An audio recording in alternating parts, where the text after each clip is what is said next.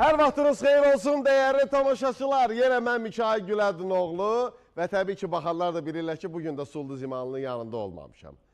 Çünki müəyyən işlərə görə Sulduzun belə deyək, məşğul idi, gedə bilmədim və bugün də istədim ki, bu tərzdə sizləri salamlayayım. Təbii ki, Elgünümüz buradadır, Rəşad burada, İlkin buradadır. Hər biriniz xoş gəlmişsiniz və Rəhim, səni görmək o qədər xoşdur ki, bizim səs rejissorumuz var olasan və kollektivimizlə bərabər sizləri yenə gəldik ki, bu həftənin ikinci günündə də salamlayaq. Bugün də zövq alacaqsınız gözəl ifalardan, o ifalardan ki, o ifaları sizə təqdim edəcək sənətkarlar, o gözəl avazı ilə, o gözəl ifalarla, bizim qulaq yaddaşımıza hopan o mahnılarla gələcəklər bir neçə dəqiqədən sonra sizləri salamlamağa. Elə yubanmadan ilk öncə bir centilmen olacaq.